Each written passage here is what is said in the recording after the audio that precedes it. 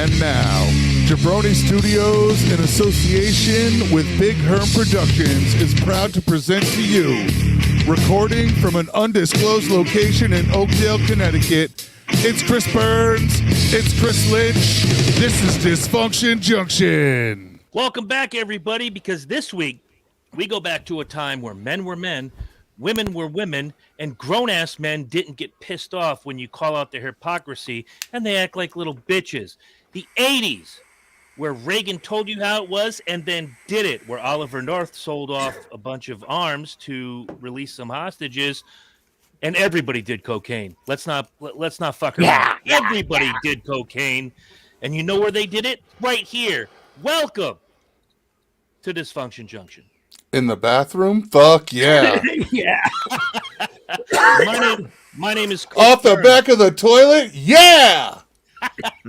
On the toilet in some cases, depending on where you were. My esteemed co-host to the right of me on the screen, Frank Drebin himself. Chris Lynch. And, of course, from the home office in Poop Hole, Colorado, the producer extraordinaire, the man with no hair, and the best damn barbecue chef north of the Mason-Dixon line.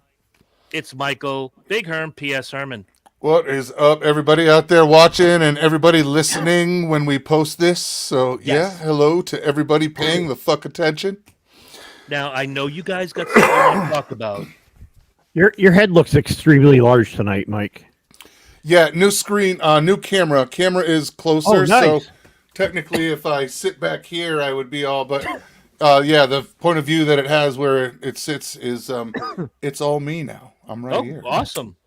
What'd you get for Now- a camera? Oh, here we It's go. one that Jen had a while ago. I picked it up out of her bag just to plug it in. It's a little Logitech. It's nothing great. It's 720. I It tell you, seems what, to this- hold. It seems to hold a relatively. It's got a really quick refresh rate, so it picks up motion pretty well. I'm not really super happy with its color presentation, judging by yeah, the you look a little green. different. Judging by the green in the background, but Yeah. that's not that bad. It's not bad. I can adjust that with light, but This it's not bad. this little Walmart brand I'm using is 1440.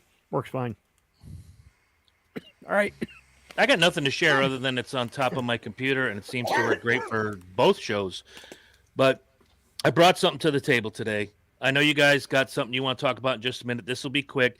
The two, other than politics, the two most divisive things when it comes to food are ranch dressing and Peeps.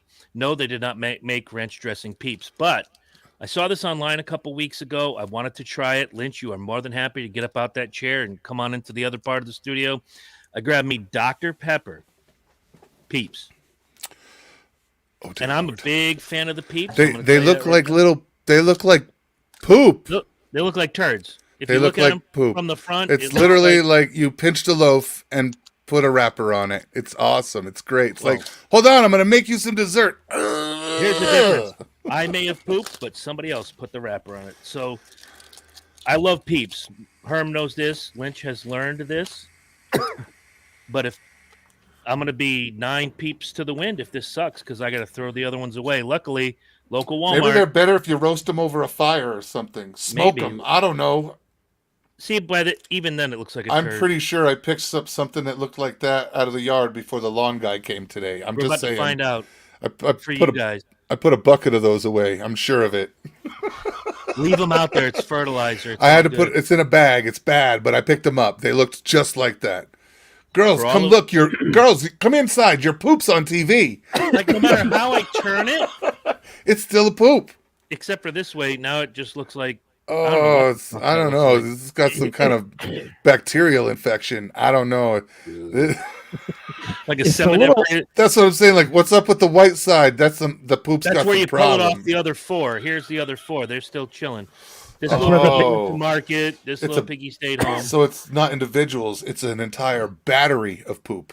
Correct. Yeah, This is 10 pieces. The white spot is where the toilet paper is stuck. That's it. See, Lynch got it. That's where it sticks after the fact. Yeah. But yeah. I love Peeps. I've never tried. I'm not a big fan of the flavored Peeps, but I saw Dr. Pepper. I'm a big fan, as you guys know. Mostly Diet Dr. Pepper, but I'm going to try this. And if it sucks, You guys are here first, and then I have 9 more pieces. If you guys want them, I'm somewhere out calling there it in now. podcast, man. It's not as good as the Burger Lay. I'm just calling it. It's not Nothing's now. as good as the Burger Not as Lay. good Come as the on, let's Burger be Lay. honest. Let's be clear on that one. Oh, here we go. All right. Oh, just shove the whole thing right in there. Yeah, I don't I've heard fuck that. around. I've heard that about you. If it was written on the bathroom wall It's at the Popeyes, poop, the whole poop, and nothing but the poop. if it was written on the wall at Popeyes, it's true.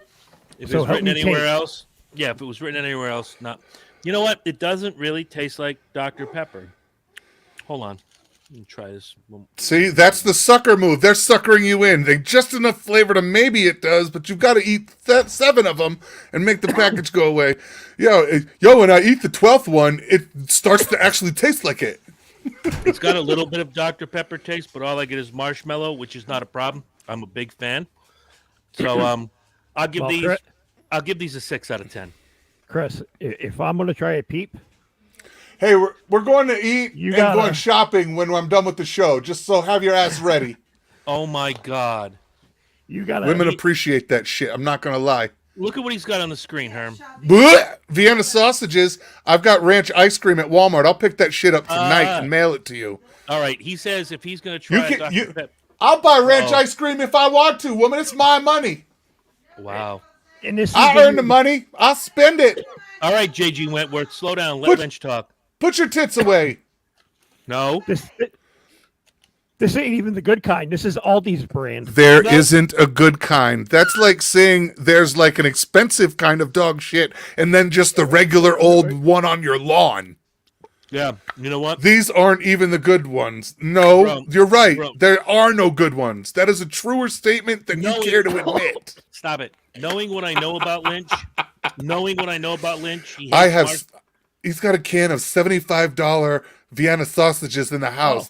They've been marinating for 34 years. Good Lord, let the man Jesus. speak. Look who decided Ah, to what are show you doing? up. Look who decided Hammy! to show up. What up, Hammy? It's that fucking rat meat you're holding. That's why. Look, knowing what I know about Lynch, he doesn't like marshmallow. You know what? I'm making an executive decision. Hold that thought. Oh boy. Are we gonna put a Vienna sausage in the peep?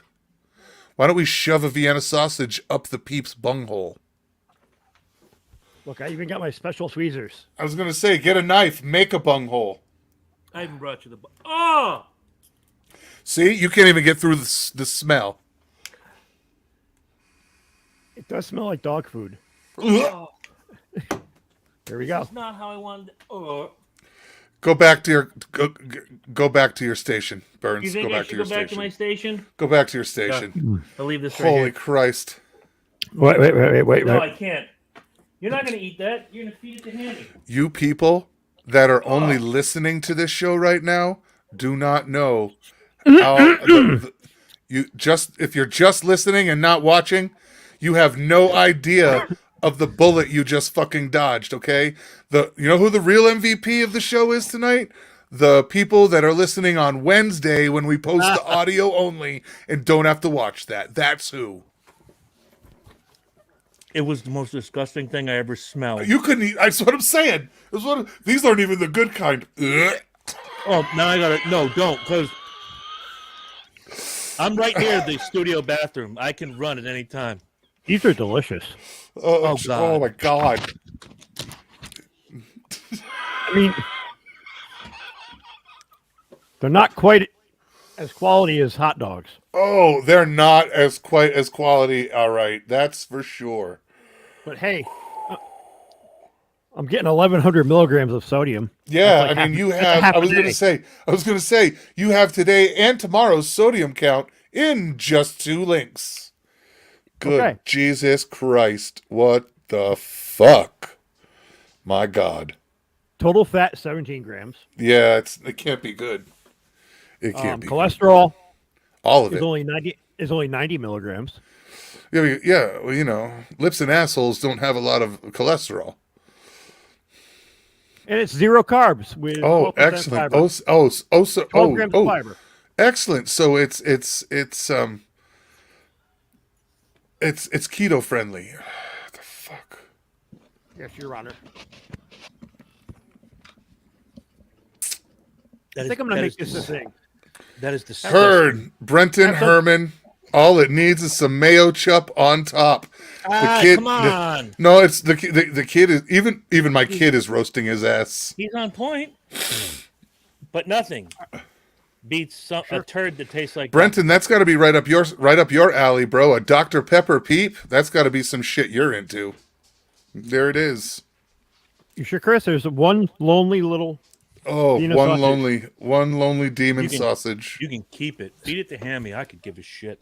Swimming in its own juices. Ooh. Jesus. Taking a sausage bath, if you will. Oh my God. All right. Oh. Last one down the hatch. Oh. Close the hatch. Batten the hatches. Oh, Right. God. Oh, there's a special place in hell for you right now. I'm giving Hammy. You're giving Hammy what now? Would you forget to put a bag in the juice in the trash can. can when you took the trash out? You mean before I went to work and you didn't bother to put one back in? Hey, you didn't finish the job. I let you finish the job. Wow. Hey, that sounds like my house. Oh, That except is like in the reverse. exact. No. I had that exact conversation the other day with my wife. All right. Anyway, Let's move Back right to our- along. back to our irregular schedule programming. All right. God. Look, on either know side what? of me on the screen are two assholes. And these two assholes, and this week I believe we'll start with Chris Lynch. They both have what we like to call here on the show assholes of the week. Beep beep. For real. Hold on.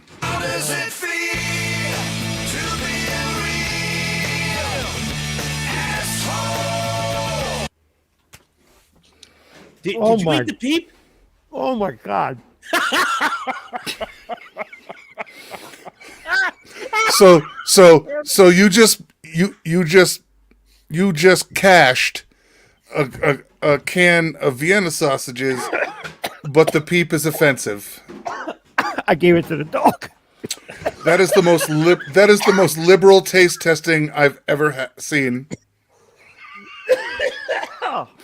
I That dodged is a bullet. that is a liberally backed taste testing right there. I The dodged most a bullet offensive right thing there. on the planet is what? A marshmallow. It offended me. It hurt All me. right, Big Al, you might be an asshole, my friend, but you are not the asshole. No, of the he week. is not an asshole. He is not an asshole because I got the most amazing fucking thing in the mail today. My boy, Big Al, sent me a Robocoup that if I were to go buy it would probably cost me several $1,000s for what he sent me today. And, Holy shit. yeah, it probably cost $2-3 for me to go buy what he sent me. And my boy is literally just asking for the price of shipping. So Bro, that's a great and awesome move. And while I can sit back and say that, yes, that is a very generous thing, you can still be an asshole and be generous. yeah, What for was- real. Like Al said, yes, and there it is. Yeah, all the parts, All the parts. two boxes. What- It's what's a- amazing. What's a Robocoup? Think of a Cuisinart on steroids that does steroids. I'll bet Um, each one of those burps tastes like Vienna wieners. Oh, God. With a little bit of Dr. Pepper. Yeah, like it's on steroids. It's huge. It's the motor. Yeah, and is smoking crack and does meth while it does steroids. All right. It's like a really, really intense commercial food processor. It's think, like the Popale machine. It slices, it dices, it purees. I think I've seen that on MasterChef. Yeah, it's And like I- huge. Like the motor is this fucking big. Yeah, I saw that on one of Gordon Ramsay's episodes where he cooks at home. He has one Yep. of those in his house. Yeah, pretty much. And now I have one Okay. in my house. So like it's That's the fucking professional. awesome. Yeah, so we can Big pretty Al. much make anything you want. But yeah, it's a great little unit. It's got the You said unit. it's got the stainless steel bowl, not the plastic one. It's good. It's good shit. It's All right, good so- shit. Now that we're done jerking off to your new piece of machinery, I know. let's jerk off to Lynch's piece of machinery. All right, Lynch. What do you got for asshole of the week? Who's the asshole? So I'm in Home Depot, which has become my second home lately. You know those carts with that shaped like a U? It's got the spots you can put the lumber and whatever, and the Yeah, the they're flat on the generally bottom. called a lumber cart. Yeah, one of the, that carts. Yeah. Yeah, we know. We've used them. Yep. Grabbed one.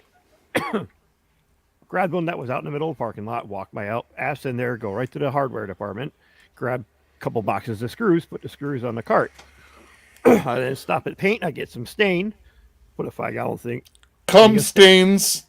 I put a gallon container of stain on there. Walk towards the lumber. I park at the end of the aisle. I go to the 2x4s. I grab an armful of 2x4s, and the motherfucker took my shit off and walked the other end of the store. Motherfucker. I walked. Hey, yo, fuckwit. I walked past 12 that were parked where they're supposed to be on my way into the fucking store. This motherfucker is going to take mine. Clearly somebody's using that because I've got shit on it.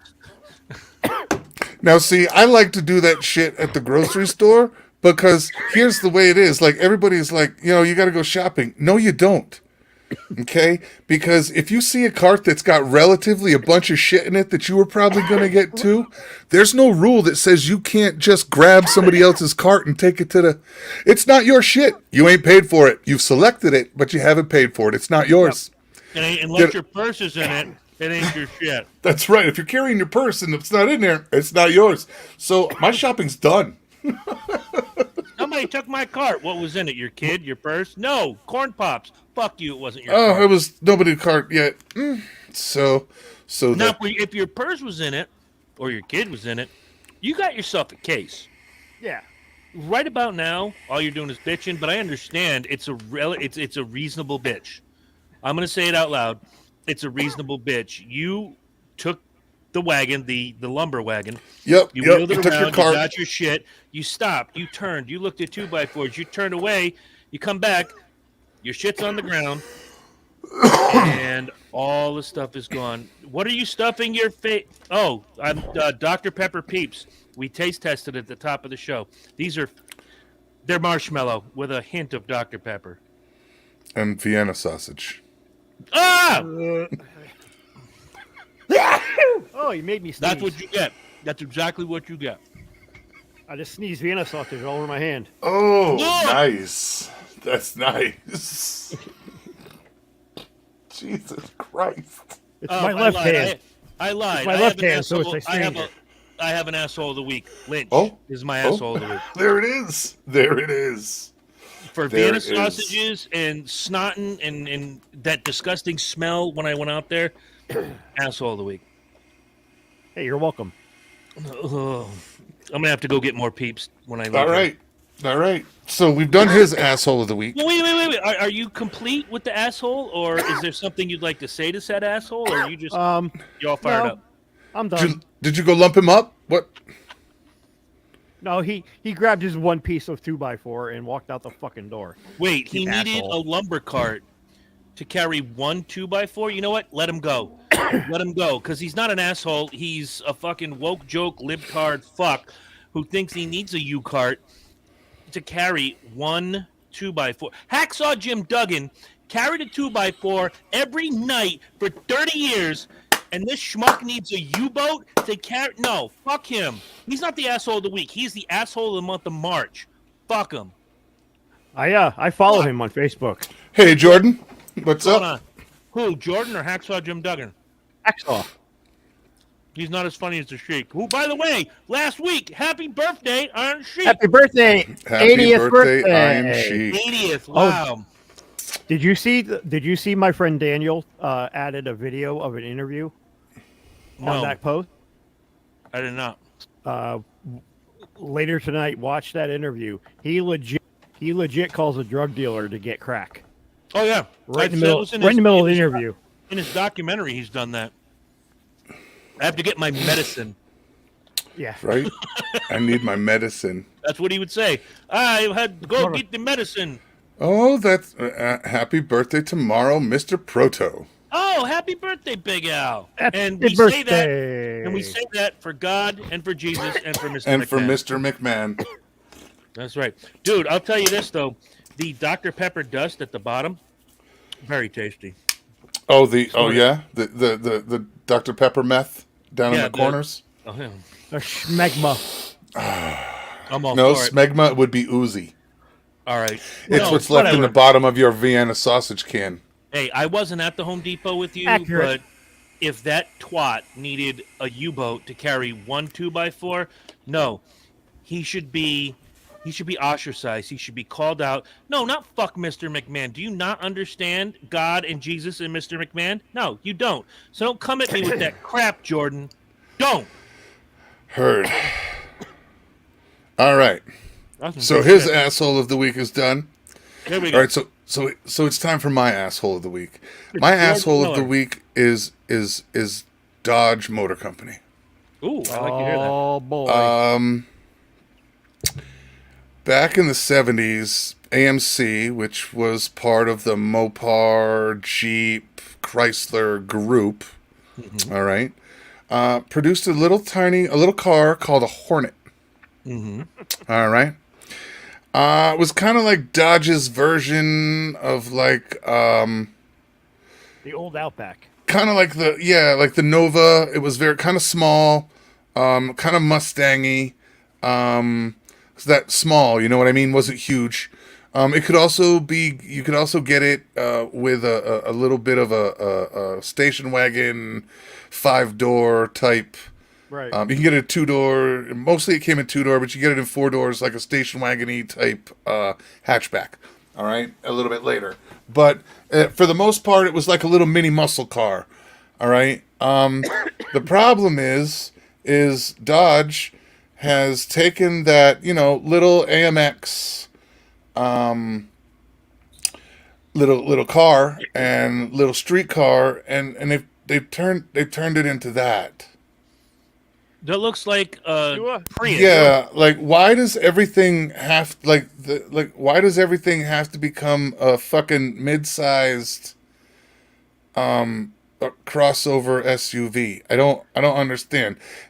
Ford fucked up with the whole electric Mustang thing, and now Dodge has taken this That's not a Mustang. and it's and this, right? It's this. I don't understand this. So I'm all about resurrecting the old titles. Dude, I thought they did really well. I thought they did really well with the Challenger. I thought they did really well with the Magnum. I thought they did really well with the Charger. And I think they did really, really well with the Grand Wagoneer. I mean, you can even get it in that color scheme with the fake wood panel scheme. With the old Wagoneer. Yes, absolutely. Old white and green. Absolutely. And it's my wife's got the Grand Cherokee Limited, which is a little bit smaller, and it's fucking huge. I can't imagine driving that Grand Laredo around. That must be fucking the Wagoneer rather. That must be fucking like driving a Sherman tank. And it's wider. It's a little bit wider. But I love those. And I would love to see what they would do with the Newport, which is the classic car I own. I have a '63 Newport 2-door, which are rare. The Pimp Mobile. The Shaggin' Wagon. That's right. yeah, but that's a Plymouth. That's a Plymouth, right? Right. Yeah. Right. So you've got to figure out what the find out what the Dodge what was the Dodge equivalent to that. 300. See, that's why you won't have the Newport come back, because technically they're all the same. Well, it's the difference between A Horizon and an Omni. or you had what is it? Not the Bel Air, but you had an Impala, Yeah. or a Biscayne. The same It thing. was the exact same car. Yeah. The difference was interior. The difference was some motor options. Yeah, it's like You know what I mean? It's like Chevy and GMC now. Chevy is the standard. Chevy, you get your standard pickup truck. You can get it blinged out, but the GMC pickup trucks, holy shit, that's like luxury. Anything with GMC is their luxury line. Yeah, I get it. I understand it, but it's still a fucking Chevy. You can put whatever you want to in it, but it's not Yeah. like it was. It's not like it was when we were kids, when GMC God, was a no. completely different division, and a Right. GMC truck was better than a Chevy truck any day of the week. Now the only difference is they're pretty much made on the same line. The difference is the name badge and some of the upgrade options. Yeah, But you can and go get the Silverado now has so many options to upgrade. Yeah. It's just. The main difference between GMC and Chevy are the headlights and the taillights. You can slap a Chevy quarter panel on a GMC and vice versa, but the headlight cutout's going to be different because the GMCs typically have the short squint, the long, shorter squintier ones. Chevy's got the big square ones. Are you gonna die? No, Please don't die. you know what's next, Mike? The Barracuda, the real Barracuda. Yeah, but I don't think that'll happen because that's what the Challenger's for. Because I know. I understand because the problem is Dodge is only doing power and speed right now. That's Right. all Dodge is doing. Dodge is notice- doing power and speed. That's it. And you noticed, I don't know if you notice now, is that they don't call them Dodge Rams. They're Ram pickup trucks. Well, it's They're because they're not Dodge. Right. And they're branding each individual component now. There's Dodge, there's Jeep, and then there's Ram. That's because So, I think they're all technically owned by different people now. Right. Ram Truck division is completely owned by somebody else. Right. But the mother company is still Fiat. Who are you calling a mother company? You a mother company, motherfucker. Thank you. Thank you very much. But no, I get your point. My dad's best friend Mike used to love those little Hornets and the AMC Pacers, with the all-wheel drive ones that came in the 2-door or the five. Oh, those are the Eagles. Eagles. Oh, he had one till the day he died, and that thing ran like a top. I wanted one. I wanted one for the longest time, and he wouldn't sell me one. One of the little 4-door ones. I wouldn't have minded Yep. one of those. And I would have thrown mutter tires on it and just fucked around. that thing would go through just about anything. It was like perfect all-wheel drive, not like what Subaru is doing now, which it really isn't all-wheel drive. It's what the other companies do to call it all-wheel drive. It's all-wheel on demand, just like 4x4. Your car is not in 4x4 unless it needs it. You can put it in snow, but it's still rear-wheel drive until it sees that it needs to change something. Yeah, well, it depends. You've got Jen's car. You can actually put it in monitor mode, and you can actually monitor how the wheels work. When you take off on her car, all 4 wheels engage, and then after it realizes that it's not needed, the back wheels drop out, and her car just becomes front wheel. Right. And it stays front wheel, and then the backs kick in as they're needed. My Land Rover, you can actually put in 4 low, and it brings up the geometry and all that bullshit as well. So you know what, it'll turn red if you're getting into the critical. Point said it's like you're gonna fuck this up if you keep going. That's pretty cool. I've never done that. They're too expensive to fix. But yeah, I get your point, man. I get your point. You know, it would have been nice if they'd have brought it and made it a nice little small little streaker. You know what I mean? Yeah. Throwing a fat fucking 6-cylinder in it. You know, the problem is that they darted. Yeah. Yeah. Totally. All right, so that technically should have been your Dart, because the Dart wasn't technically a small car. No, the The Dart was a mid-sized to large car. just below the Duster. Right. I mean, so it wasn't technically a small car. So the Dart they smalled, where technically the Dart should be your Hornet, Right. and Right. and your Dart should be something a little more something a little bigger than what it is. Kind of like the old K car chassis from the 80s. Yeah, so maybe something a little bigger. Yeah, you know, size. like yeah. The old dust, like the early '90s dusters, Yeah. Ugh. or the old the mid '80s Daytonas. Ooh. Yeah. I had one of those for about a month. Yeah, that's all anybody owned one for. I was like, get this fucking thing away from me. All right. I can't tell you how many times I almost died in that fucking thing. Every time you got behind the wheel. Pretty much. Seriously, Right? dude. It was no bueno. It was the opposite of bueno. It is no good. All right. Well, you got anything else to say about the idiots at Dodge Motor Company, or are you pretty good? Nope, that's it. That All pretty right. much does it. Fuck you, Dodge. All right. For real. Fuck them people. Let's And your have some. subsidiaries. Yeah. and that secretary that wouldn't have sex with her boss. Lee Iacocca.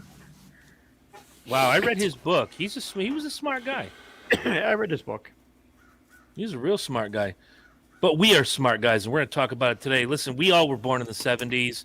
We came out of an era where when you came into our lives, 72, 73-ish, the summer of love was basically over. We had gloomy, I don't want to say overly gloomy music, but the early 70s weren't exactly party time. Oh, you had Sabbath, Alice Cooper, Pink Floyd, all that somber. Well, Well, that even- yeah, but not but then again, none of that was super mainstream either. Right.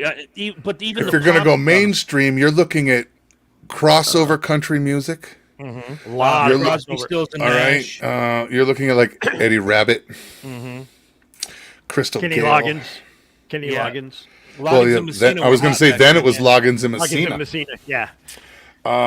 You know what I mean? But there was a lot of country crossover. And then your pop music was Whatever was left over from the well, 60s. it was disco. Yeah, rock and roll in the early 70s started to take over, and then, like Herm said, disco hit, and that lasted a couple of years. Now, when you come out of 79 into 80, yes, you had some remnants left over. You had, and I'm just speaking of the pop world, you had stuff like Casey and the Sunshine Band, Blondie, the Village People.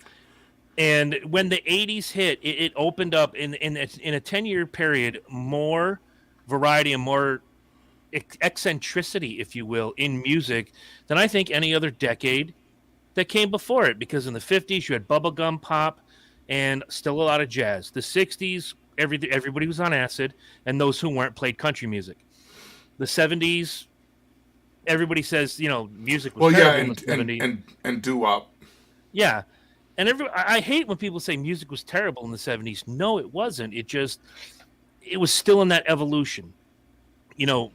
The bubblegum pop that went to the 60s and became Beatles and Stones and Iron Butterfly and what's her name? Nancy Sinatra, Dusty Springfield. A lot of those artists were starting to, you take the happy music, we're going to, Janis Joplin, Jimi Hendrix. We're going to take it, we're going to throw it in a blender. Now the 70s came, everything got fucked up because drugs were everywhere. But the drugs did good in the 80s. So coming out of the 70s with all of those groups, the first thing about 80s music that I think back to is new wave from 80 to like 82.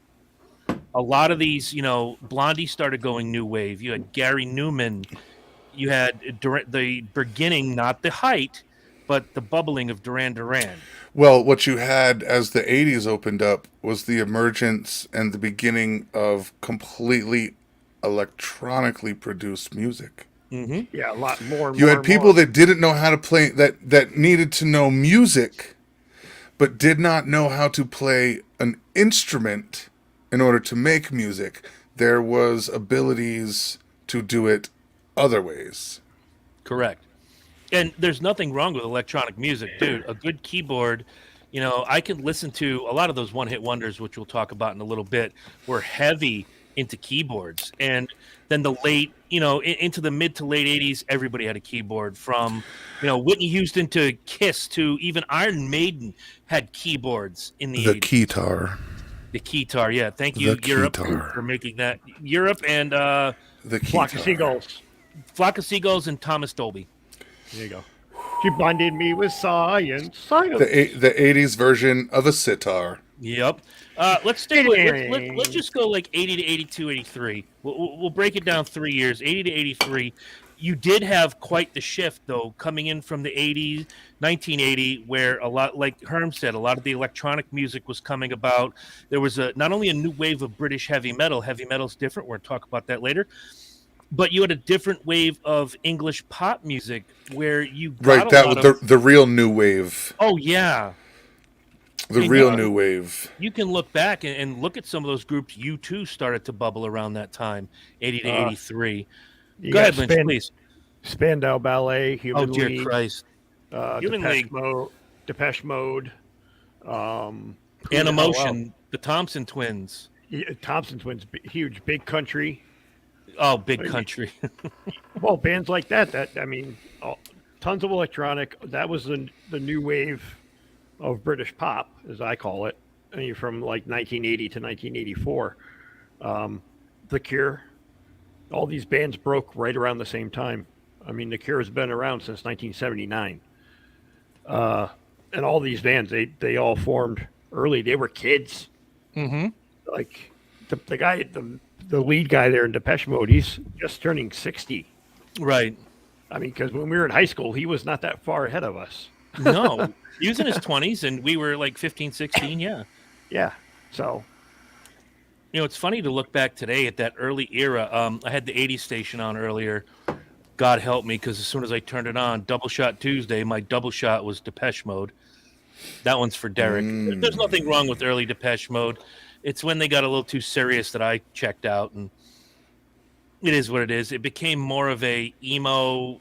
We knew the kids in high school that liked Depeche Mode. They grew the hair on top, and it flopped to the side, and everyone had like a Santa Cruz T-shirt and all that. It was like very much a skater thing. Wore a lot of flannel. Yeah, absolutely.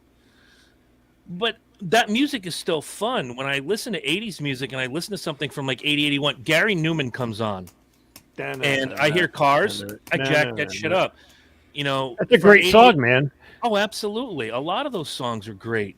The best chef south of the Mason-Dixon line is watching right now. Please welcome, if he makes a comment, Mr. Torrey Calhoun from the Speedway Review. Hey, Torrey. How you doing, brother?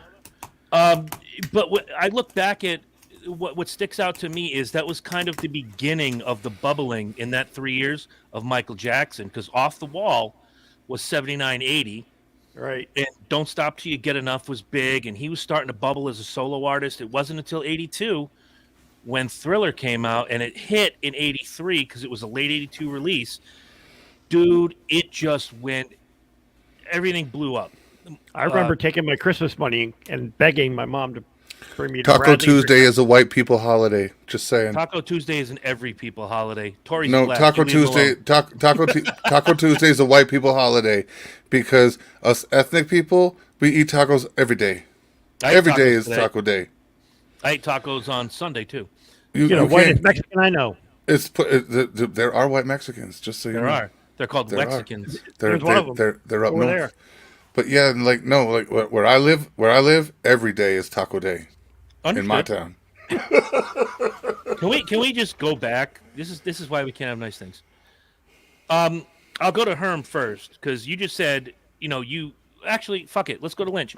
You begged your mom to go get you that album. What attracted you? What attracted you to the Thriller album? My mom was a big Michael Jackson fan, like Jackson 5, into him being a solo artist.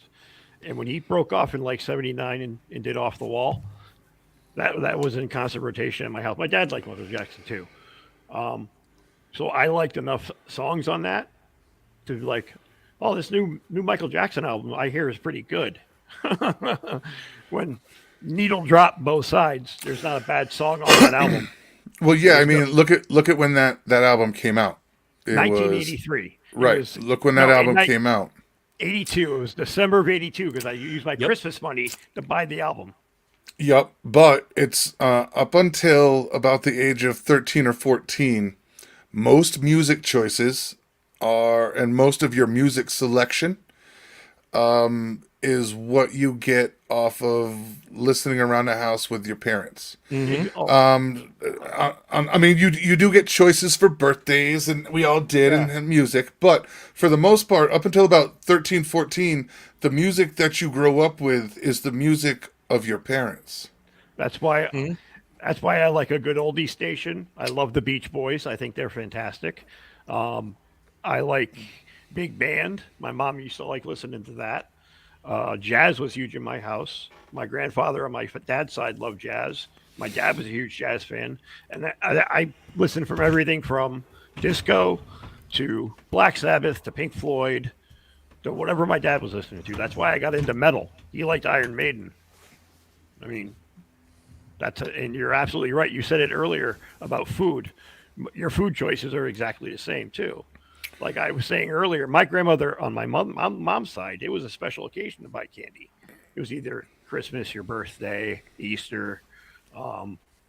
They never had it in the house. But the flip side, my father's side, she bought the best of the best. All Godiva this and this and this and that, and all the fancy mints, not the stuff you get at the bottom shelf at CVS. The good stuff. And she was fucking 400 pounds and diabetic. To piggyback the Thriller thing before we go to Herm, just a blurb from online. We already know Thriller is the best-selling album of all time, with 70 million copies sold worldwide. It is the best-selling non-compilation album and the second best-selling album overall in the United States. I want to know what the first is. And it was certified 34 times platinum in 2021. What was Diamond? What was Diamond status? 10 million. Okay. So Now he's got seven diamonds. The Eagles' Greatest Hits is the best-selling album of all time in the United States. Yeah, I could have told you that. Yeah. Worldwide, Michael Jackson. Yeah. Yeah. But He was just a thing, man. Then you and it saw the goes to- Thriller video. You're like, yeah. See, I saw the Beat It video first. So, and then it got my interest. I'm like, all right, Beat It's kind of cool. And then, of course, like you said, the Thriller video just knocks it out of the park. Beat It with a little-known Eddie Van Halen guitar solo in there. Get it for free, too. I loved it. So I was like, kind of like the best of both worlds for me. There's a little bit of rock edge and there's pop. Mm-hmm. How can you go wrong? You really could never go wrong, Michael No. Jackson. And Even with his later stuff. I'm pretty sure Unless you were unless you were an adolescent boy. Hey, now. Yeah, then you could go wrong. There was a lot of hush money really involved wrong. there. Then you could go really wrong. They took pictures of my penis and my vagina. It was terrible. I had to put my nose on. It was terrible. It was the first record to have 7 #1 singles off the record. There were 12 songs? Yeah. So, and even those 5 aren't exactly filler. I don't think there's a bad song on that record. At all. Let me get the track listing. I'll read them off and we can sit here and debate. We could debate for hours on it, but I don't want to. Let me go to the record. Let's see. I want to read the track listing. Stop it. My phone is being all hammy, which means it won't do the right thing. All right, Wikipedia Jones track listing. Here we go. Want to be starting something. Baby Be Mine. The Girl Is Mine with Paul McCartney. I was going to say that's a Paul McCartney joint. Written by Quincy Jones and Michael Jackson. Quincy Jones was all over that album. Oh, yeah, he produced yeah. and everything. Beat It, Billie Jean, Human Nature, PYT, and The Lady in My Life. And even that song, even though it was never released as a single, every one of them released as a single, other than that one, all amazing tunes. Yeah. There's not a bad track on that album. And I think that's when the music industry in the 80s especially started to wake up and say, you can be Michael Jackson or you can be the Knack and have an album with 3 good songs and all the rest are filler. Right. Or you can have an album that stands up and you can have 7-8 singles. That was the Mutt Lange thing. You know, whenever he produced a group, whether it was Def Leppard or anybody else, you know, I want to hear 7 singles. If you're gonna put 10 pieces of music onto tape or onto, you know, digitized, because you go to Hysteria later on, it was all digital. Yeah. It wasn't analog at all. Of course, you couldn't have analog with Def Leppard at that time in 1987. But I want you to put out a record. No, because the drummer still had 2 arms, so they could do everything without needing the electronics. Exactly. But the Mutt Lange theory, and I think it actually should be called the Quincy Jones theory, is I want to hear, if you're going to put 10 pieces of music down, I want to hear 7 singles. Yeah. You're going to sell more records this way. You know, yes, you can have Quiet Riot, who had 2 songs on a record full of 10 that you still remember. Or you can have Michael Jackson, where we just read off 10 songs and you remembered almost all 10. Yeah. Yeah. It's personal opinion. I think it's probably the best produced and just the best recording of all time. Well, even if you go look, and again, I'm going to go back to the Google machine. When they categorize this record on the Google machine, I'm going to read to you what categories they put it under.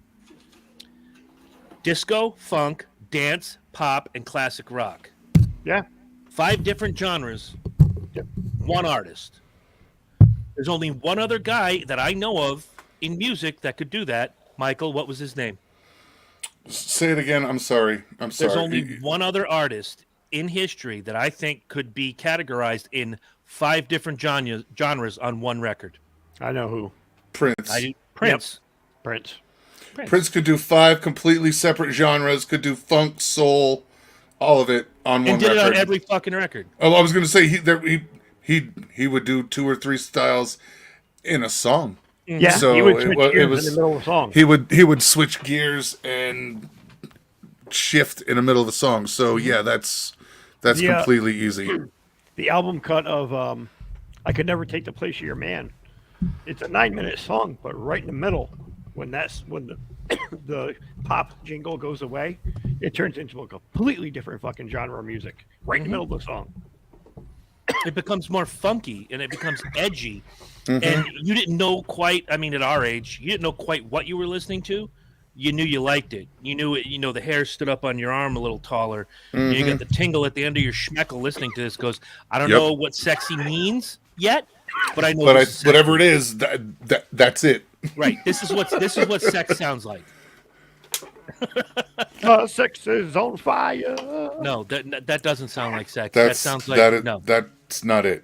No, that ain't it. No, nope. That's not it at all. That's close. not it at all. No, not even close. Close. That's like the opposite of close. That's like far away. In Africa, it's close. That's how close. Like Africa hot. Like Africa hot. Like Mozambique hot. Anyway, even Tori comes in. He says, I can't really explain my musical taste to anyone. My family listened to rock. What I cook, no one would ever create in my family. See, he's putting both worlds together based on what we're all talking about. Music is very much, in my opinion, a personal identity, but the 80s really broke that door down, because just as soon as you'd hear me listening to, let's say, Kiss, you could hear me listening to Prince or Jermaine Jackson or Kajagoogoo or Men at Work. There's something about, like, even when I put my shuffle on, I have an 80s shuffle. It's every song I ever loved in the 80s. And it could go just as quickly from Master of Puppets to Total Eclipse of the Heart. Yeah, I can say the same thing. And now that it's opening itself up to a brand new audience, to where I could sit with my daughter and watch Stranger Things, and she'll start picking out songs and go, hey, Dad, they're playing Kiss. Hey, Dad, that's the song you played for me on the 80s station, Running Up That Hill. You know, she knows The Land Down Under. She knows, you know, how do you breathe and not be exposed to Michael Jackson? Even now, we're fucking 14 years past his death. He's still one of the biggest icons in music history. It's kind of like, you know, I know some of us love it, some of us hate it. The Beatles. You know, you hear, hey, I love the Beatles. I'm good on the Beatles. I don't have a problem with them. I just, again, it was one of those, like Led Zeppelin, shoved down your throat. eventually you found your footing with it. Yeah. Tori comes in and says 80s wrestling is what got me into rock and roll, to be honest. Good call. You know, what do you get more excited, especially in wrestling? And I want to kind of keep this like close so we can expand the talk. If you're sitting in a wrestling match, it's different than boxing. In boxing, I want that rap music. I want to hear somebody be like, yeah, I'm walking down, I'm going to kick your ass, my fists are tight and my head is right and this and that. In wrestling, I want to hear arena style rock and you get excited and then that guy comes in and he's spitting fire and shitting thunder and you're ready to go. You're excited. And that's what, you know, a lot of that 80s music does. Even the pop music got edgy. Eye of the Tiger, Christ. Who didn't want to throw on a headband and work out when you were in 1983 when that song hit? Come on now. What a horrible song. It is a horrible song, but back then, Mike, back then. But that was my point earlier. Like, a lot of it, you look back and you're like, ugh. But if you heard it, you're not turning it off. Depends on the song. It depends on the song. I'll give you that. All right, if you had to pick an 80s song, and I think Herm, I don't know if Herm's going to go with Eye of the Tiger. Everybody has an 80s song they absolutely cannot stand. And I'll start. You Spin Me Right Round. Yeah. See, I like Dead or Alive. Hate that fucking tune. I liked Dead or Alive. I liked it. It's in my collection on Tidal. It's in that shit. I'm in it. I'm on it. I think it's just I've heard it so many times. Yeah, it's been beaten. And then, you know, you say something like you're joking around with your friends. You like turn around, spin me right around. You know, you joke around. So it's like part of our vocabulary. Did I ever tell you the story about True by Spandau Ballet? I will fucking slaughter somebody and stick an ice pick through your skull if you put that shit on. It's just horrible. True. Okay. I'm crossing that off the list. Don't put that on the fucking playlist, buddy. I carry an ice pick just in case that fucker comes on. There was a joke I used to tell years ago, and it's interchangeable depending on who I'm telling the joke to. Lynch, did I ever tell you about the time Herm and I almost got arrested? No. We're peeing up against the wall at this school, right? Middle of the night where we used to play basketball, and the light shines on us, and the cop yells, "Turn around!" And both Mike and I went, "Every now and then I get a little excited."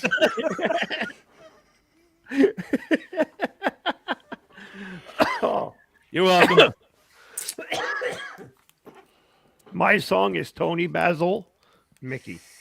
Yeah. All right. Instant turn. Yeah. I can see that. Skip. I can't skip this fucker fast enough. Now, I made a joke earlier in the chat about the New Kids on the Block, and for what it's worth, that was, you know, the late 80s were very much a boy band time. They were starting to bubble. Oof. And Oof. I actually an hour It all started with Menudo. yeah, an hour It's after delicious. It is, through a straw especially. Ask Tito Santana. An hour after I sent that, I walked into a convenience store, and of course they have New Kids on the Block playing. And it was hanging tough. I'm going to get my, you know, strawberries and cream Dr. Pepper, and the line was, "Get on the floor and do the New Kids dancing." In my mind, I'm Yeah, I'm doing see? the New Kids dance. There it is. It holds a test of time. There it is. And as I said earlier, and I want to see what not only the two of you think, but anybody who wants to comment in the chat section, there's a reason why when you see an 80s package tour, like NKOTB went out with Boys to Men not too long ago, the 80s hair metal guys always go out together. It's like Def Leppard, Motley Crue, Poison, Winger, and they fill arenas. It's because they're all on the same medicines Probably. and medications, so it's just easier. But why can't they do a matinee show like noontime? Fuck Jamie Lee Curtis. She's not wrong, bro. She's not she's wrong. not. But if it's too late, you're too old. I'm glad you knew about that. Oh, That's exactly where I was going. I want to hear Coldplay at 1 PM. Then put the fucking CD on, bitch. There's a reason why I think the 80s music holds up a lot better than a lot of other genres because, as I said to you guys earlier, nobody's begging for a Better Than Ezra reunion tour. Right. I mean, yes, Alanis Morissette can go out and fill an arena, and the Cranberries can go out and fill an arena, but who they take with them is another question altogether. Well, a lot of times they'll pick an up and comer that's kind of in their genre. They kind of give them a boost. Because you got to be. Let's be honest. If Candlebox were to tour right now, tons of people our age would go see them. Tons. Yeah. Oh yeah. They were huge. They were huge in the middle of that grunge era. But I think they were the best out of that bunch. I don't think they were grunge. They were rock and roll. They were still 3 chords and make it hurt. Alice in Chains, same way. Yeah. That lumping them into grunge, I think, was a well. They rode the coattails of Pearl Jam, who was the essential grunge band. I honestly think that the beginning of grunge didn't happen in the 80s and didn't happen in the 90s. It happened in the 70s with Black Sabbath. See, Early Sabbath. I'm not talking about Never Say Die and Technical Ecstasy and all that bullshit when they were all high. I don't see that. I mean, I get what you're saying with that, with the dark, grungy, crunchy tone. I mean, because Tony Iommi is his sound is unique, especially on the early albums. I get where you're coming with that droning kind of melancholy type thing. But I think grunge was the 70s were a lot of New York bands, right? Tons of bands. Very much so. It was either New York or LA, and New York was kind of moving ahead, whereas in the 80s, LA came up and beat the shit out of New York. You got to look at the 70s. You got Lou Reed, Iggy Pop, all those guys in that class. Blondie. Oh, yeah. The Ramones, the New York Dolls. Yeah. All those guys. Yeah. Came up through New York. So that was the 70s into the 80s. 80s into the 90s. You get rock is really kind of solid, like from 1990 until maybe 93, 94. Skid Row was still popular. Metallica was still out there touring. You had Van Halen. Yeah, Van Halen's rock and roll. To me, they're not metal. They never were really metal. No, I considered Van Halen hard rock. Yeah, hard rock. Yeah. Hard rock, not necessarily what you not Huey Lewis and the News rock and roll, which was excellent shit. I want to talk about that all right. a little bit. Huey Lewis and the News was excellent shit. Their story is fucking amazing. But yes, that would be that popular rock and roll, the equivalent of like Chuck Berry and whatnot in the 50s and 60s. I would go with like Huey Lewis. Things like Def Leppard, and those were they were hard rock, and Van Halen.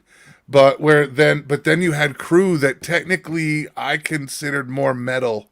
Yeah, they were more metal than they were more metally than I would consider hard rock. They were glam. You had way more crossover tunes from Van Halen than you had crossover tunes from Motley Crue.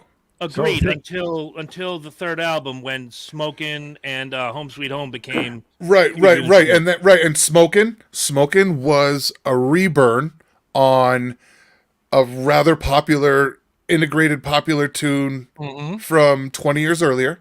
Yeah, Brownsville and Station. Home Sweet Home was a nice, slow piano ballad with not a lot of heavy metal guitar.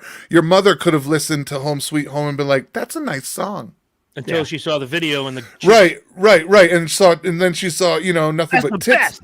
You know what I mean? But your mom could have listened to that and been like, "That's a nice song." Oh, I did stuff like that all the time when I was a kid. Because I got from about '83 when Quiet Riot, Twisted Sister, Ozzy Osbourne's solo career had blown through the roof. My mother loved Great White. I got nothing on that one. I love Great White. My mother loved Great White. Well, I would play. Go ahead, please.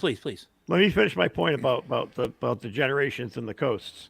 Go ahead, my man. Sorry. 60s and 70s West Coast, 70s and 80s New York. Then in the 80s, late 80s, you got bands booming in California. Metallica, Tesla, all those guys came begging to be heard. The LA or San Francisco scene, yeah. Right. So you had mostly rock and metal. So they come screaming up through the West Coast, and then here comes grunge right on their coattails. It's just, and then a number of years later in the 2000s, it's back to the East Coast again, or somewhere down the middle. You get from Chicago over to the East Coast. Right, and it's cyclical. Not to I don't want to shit on the 90s completely, because 90s rap has endured. There's nothing better than 90s rap. Let's be completely honest. I don't think rap has really ever changed. Let me finish my point. I'm waiting. I'm pumping a brake. Other than the early days, like Curtis Blow, stuff like that, you're going way back. They were our jazz. That's rap's jazz era. Those are the true classics and the maestros and the masters of their craft. And then tailing into the 80s, it's more pop oriented, where you can run DMCs. It's safe rap. What's his name? LL Cool J. It's evolved with the rap is a direct reflection of what's going on in the world. And that's why I love it so much, because you listen to rap from the 70s, 80s, and 90s, they all have a different tone and message. Then you go into the 90s and 2000s with your whack jobs like with Kanye. If you can figure out what the fuck he's talking about, you have to be as high as he is. Write me notes. But the message in rap has always stayed the same, Mike. That's my point. The message in rap is they are a direct reflection of society at that time. It's a time capsule. You could listen to the history from like 72 all the way up till today in rap music.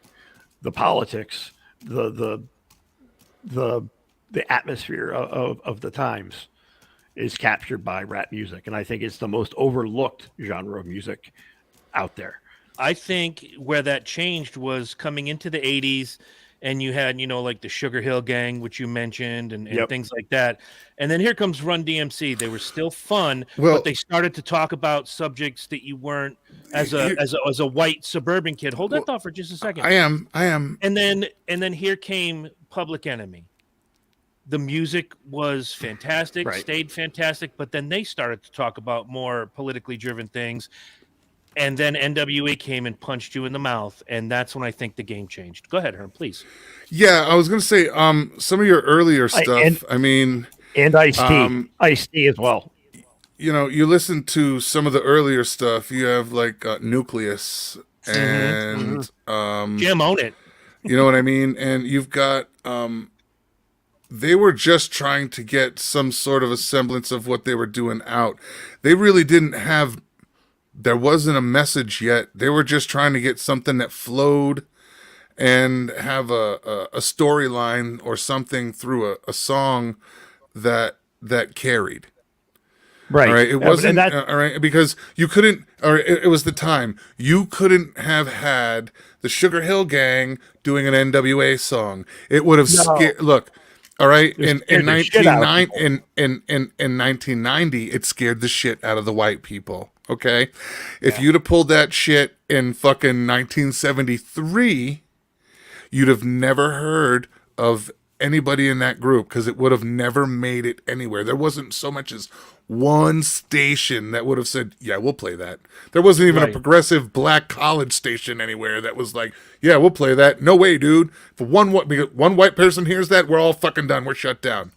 I think, and that's literally what happened. I think what happened is the music was around, and unfortunately, and I'd love to have a black listener confirm this or deny it.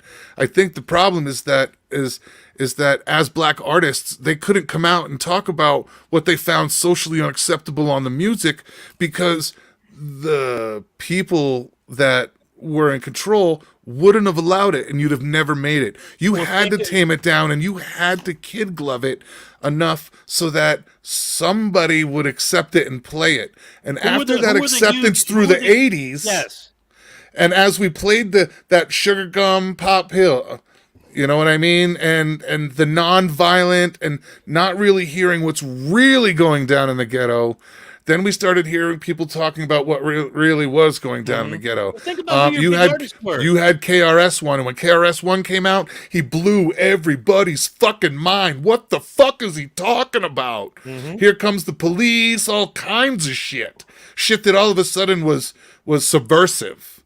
Right. And it was only after everybody got used to it that NWA was able to say, you know what, we're really going to tell them what the fuck goes down in if they South can do it, Central. We can do it better. Exactly. Right. If they can tell what's kind of going on, we're going to tell them exactly what the fuck is going down in Oakland. To your point, when you think back to the early 80s, before the rise of rap, and you're right, you know, a lot of these artists, Michael Jackson, could not come out with stuff like that, but who were the huge black artists then? Michael Jackson, Lionel Richie, Aretha Franklin, right? Very Dionne sugar, Warwick, right? Very much rule following.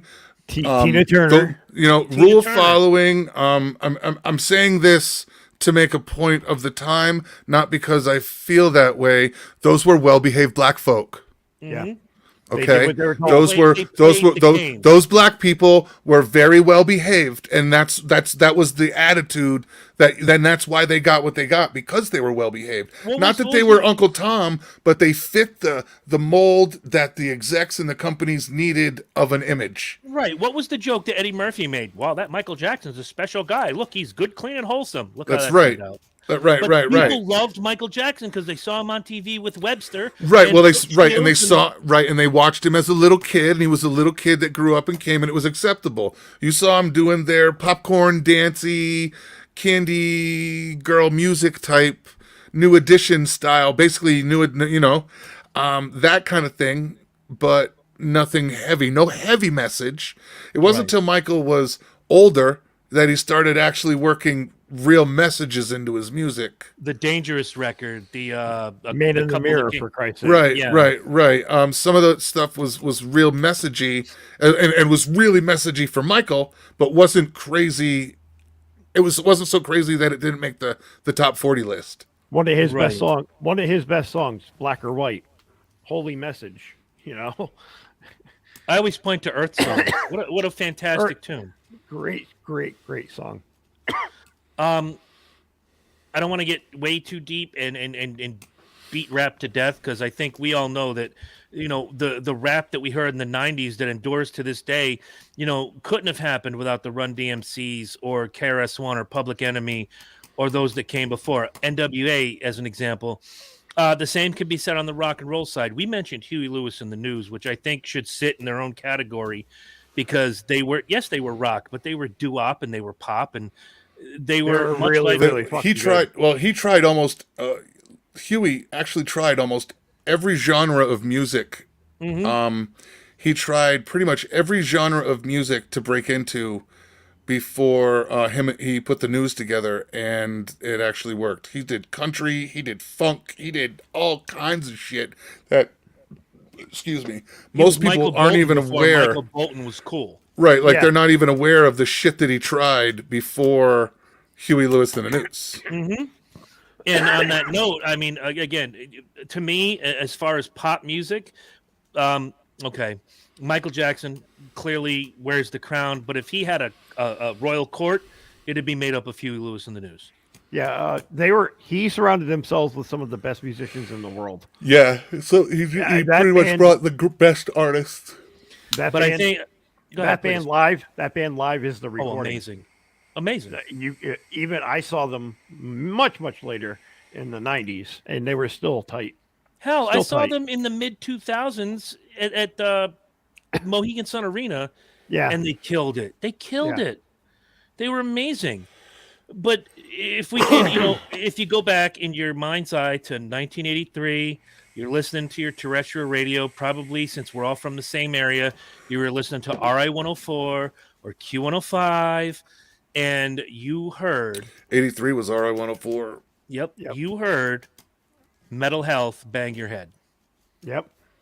Yep. And it was Sure did. now hard rock became acceptable to the people. And as many records as Black Sabbath or Kiss or Van Halen sold. Right, maybe not in the middle of the day, but you'd catch it like after 8:00. They'd throw it in, and that's how it started. You'd never get that. You would never hear it on the morning show. No, but you heard it when the kids. But you could get it in the afternoon, like the 2-3 o'clock hour after. Yeah, after that they'd slide it in. And again, no matter how many records Black Sabbath or Led Zeppelin or Kiss or Van Halen or even Ted Nugent, when he was still making good music, sold, you never heard them on over the air radio unless they had a top 40 hit. Here comes Quiet Riot and broke the door down. Who opened the door not only for Van Halen, who was already successful, but Twisted Sister. You got right. Yeah. Ozzy starts hitting the radio. Yep. My Lord. And then you have to that change was coupled with MTV. Mm-hmm. Yep. I was just about to say MTV ushered when in the MTV whole era. started being able to started throwing out genre really didn't matter in the beginning. They just threw out music. So you would hear Gary Newman followed by Twisted Sister. Followed by Whitney Houston. Right, you know what I mean? So they'd kind of line it nicely, but you still would see that rotation and change. And with the advent of MTV, the music in rotation stopped being top 40 popular, and what was popular across in each genre, they would take like the top 40 of each genre and start throwing them into one rotational set. But the one thing that MTV did that was good in breaking a lot of these harder rock bands to where they were acceptable to the public, it also killed a lot of those bands because, Quiet Riot weren't a bunch of good-looking dudes. Twisted Sister, come on now. You take that makeup off of Dee Snider, he scares you. Right. But then you got for the same reason that Lincoln probably wouldn't have won if he was on TV. He wasn't pretty enough. Right. So you got then you got the influx of the pretty bands, Dokken, Poison. There was a point where even Motley Crue, who was one of the better bands to come out. I was going to say, Nikki, they prettied up, and it was a smart move for them. Well, yeah, that was everybody went the glam route. Right. Yeah, that was popular. That was the thing in 84, 85 was all glam, baby. There's nothing worse than seeing someone you looked at for years and years, like a Nikki Sixx, like a Gene Simmons, like a Ted Nugent, start to look like B. fucking Arthur on a music video. Nobody wanted to see that. The Nuge was the Nuge, and Gene was Gene, and Nikki was Nikki, and now they all look like B. Arthur on steroids. Right. Nice. Nobody wants to see a linebacker in a tutu. They look like Vinnie Vincent. Oh, God. I wish we had a picture to throw up on the screen of what Vinny looked like in the 80s. That was the beginning of the end of glam rock. It was terrible. Yeah, it was not a pretty scene. And that's the thing that, that was, I don't want to stick my foot in my mouth here, but, the more hard rock went glam, it looked like a bad drag show. I mean, look at Pretty Boy Floyd. Look at Tough. Even Cinderella, when they first started, all looked like drag queens. Enough's enough. Oh, my Lord. What the hell? There was another one I was just thinking of. Kind of a one-hit wonder. Fuck. You're gonna have to work harder than that. Fuck.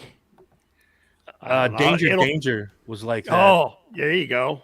Danger. But Warren. One album. Uh-oh, did he find? There he is, right there. Look at my man with his pink guitar and his lace and, wearing more makeup than your mom. Kind of looks like Joan Jett in that picture. Kind of. Yeah, or. Okay, where's he going to go with? Okay, well, you can only me so much. The drummer from Vixen. Who just had a birthday. Happy birthday, Roxy. Oh my God, is that Vinnie Vincent or is it the drummer from Vixen? I don't know. At that Could be time, the same. at that time we had that question, but I've actually met Roxy in person, and she's not Vinnie Vincent. You ever seen the two of them in the same room together? There No, you but go. I've never seen Paul Stanley and Cher in the same room. Yeah, but exactly. Exactly. They're But- the same people. Turn back down. They're the same people. I don't know if it was Twisted Sister that started it, because Kiss's makeup was always a little more scary, if you will. I don't know if Twisted Sister started the glam thing, but I definitely blame Poison for making it as girly as it was. A lot of the glam thing started with Adam Ant. Well, yes and no. Come on, I'm talking about in hard rock. You know, yes, you always had what was the guy? Pete Burns. Yeah. Guy who became a woman. Yeah. I think, you know, in the pop music genre, there was always, you know, a bit of androgyny. New York Dolls, same thing. Eurythmics. David Bowie. Yeah. I mean, that was even in the 70s, but in the 80s, you know, when the hard rock movement started, dude, when Ozzy started to glam out, Oh, that hurt my feelings. Yeah. There's no reason Ozzy should be on stage in a sparkly bathrobe singing Bark. I was gonna say, looking like a bedazzled bumblebee. He looked like if Phyllis Diller were a zombie. That's Ozzy Osbourne in There you go. '86. And then he realized it. He quit drugs for a couple of years. And he's like, "Oh my God, mate, Right. I look like Phyllis Diller, mate." And if you don't know who we're talking about, stop the show, get on your Google machine and look up Phyllis Diller. He's not doing too good right now. Who, Ozzy? No. Yeah. His No. health is in rapid decline. Canceled the tour with Judas Priest. Ethel Speaking Merman. of which, if there were ever anybody who should have went that route, it's Rob Halford. Yeah. Right. Right. Well, I mean, if unless you were unclear about all the leather and the spikes, Dude, you know, I when mean, we I'm just were saying. 13, when we were 13, we thought that was the rock and roll look, and then as you And got then a we little realized, older, no, he's He's dressed telling for the us club. something. He's dressed for his club tonight. Like that, he's it's like telling that, us something. It's like that scene of Police Academy, you know. I remember. Well, Herm and I were roommates at the time, like '94ish, when Rob Halford came out, and I was sitting there, and Mike was working. He'd come home, and I had this weird look on my face, and I've got a couple cassettes in front of me. He goes, "Everything all right?" I'm like, "Yeah, I was just watching MTV. Rob Halford came out of the closet." Not that we were, you know, overly surprised. He's like, "Oh, okay, cool." I'm like, "Yeah, but that changes a lot of these songs. Ram It Down, Turbo You start Lover, reading titles, and you're like, Turbo "My Lover, God." You've got another thing coming." This I don't think we can play these in front of children now. I'm just saying. I don't think we're allowed to play these in front of children. I'm just saying. I had a friend years ago who was a huge, like Judas Priest and Iron Maiden were his two favorite bands in the world. He fucking melted down when he came out of the closet. I'm like, how did you not know? I mean, come on now. He's like, that completely destroyed my fucking childhood. I mean, like, literally just step outside of yourself for a minute and look at all the posters and be like, oh, yeah, I see it now. I would feel like I'm ahead of the times. This is so blatantly obvious. Right, and I'll go back to Lynch's reference of Police Academy, which is a movie I did not see in my youth. I was a late teenager when I saw it. And they go to that club. Makes me wish I want my sailor outfit. Right? You go to that club and everybody's either dressed like Rob Halford or Freddie Mercury. And you knew. You just knew. You just knew. What's up, Haney? Yeah. What are you doing? But I'd love to find someone anywhere and interview them who was a big Priest fan back in, say, 83, 84, 85, 86. And just dropped off when he stepped out? Nope. And went to those shows dressed like Halford, thinking that was the coolest thing since an egg white omelet. Right. And how many of them realize, like, oh my God, I've been dressing like a gay man for 3.5 years? Not that there's anything wrong with it. No. But that's fine. Think about the heavy metal crowd in the 80s. Everybody was like uber macho. Yeah. Even though their hair was teased to the sky and, you know. Look, I got my spiked collar like Rob Halford. Yeah, I'll bet you do. I bet you do. Hammy, get out of my What'd your crotch. man say? You know, Fucking I'm just dog is glad- raiding my crotch. and Hearn can. That's not good. It's probably the juice she dropped from the Wiener wieners. It's my crotch. I look back and I'm very glad that there's pictures of me from all the way back then. My biggest guilty thing was I grew my hair out. I was always t-shirt and jeans. Mike will tell you that in high school. I was t-shirt and jeans, had my my boots, whether they were the motorcycle boots or the Doc Marten boots. Always, I stayed the course. I thank the ever-loving gods that I never went with the cut-off Paul Stanley gimmick or the David Lee Roth 2 shirts, but they're crossed over and they've got scarves all over them. And there are way too many dudes I knew like that in high school. And I look back and I'm like, who's the punk now, motherfucker? But here's the ultimate question, Chris. Go ahead, please. Did you own either a denim vest or a denim jacket? Yeah, I had a With heavy- jacket. Yeah, multiples. Wait. Why? Yeah, with several. heavy metal patches on them. Absolutely. And they would change every 3 months because I'd go down to Robert's Rock On. Records and buy a new one. And if Kiss would come down and Metallica would go up, and then Metallica would come down and Dio would go up, and then Dio would come down and Whitesnake would go up. There's another underrated band. Should have been bigger than Whitney. they were. If I could rock that today, I would. You know, here we go again is a cover of their own song, right? Yeah. It was 4 years earlier on a Okay. different record. But when they thickened it up. I was just going to say, They it's totally changed styles. it's not the same song. No. That's why the second one sold and the first one didn't move. Yeah. Right. Like, And then as we came to the end of the 80s, I know we're got about 15, however many minutes. We can go on forever if you want. I don't care. But as we came to the end of the 80s, the one thing that I really liked about music, and again, it's always been there. There's always been, big female artists like Pat Benatar was hot for her 5-year run. Then you had Joan Jett. Joan Jett for her run.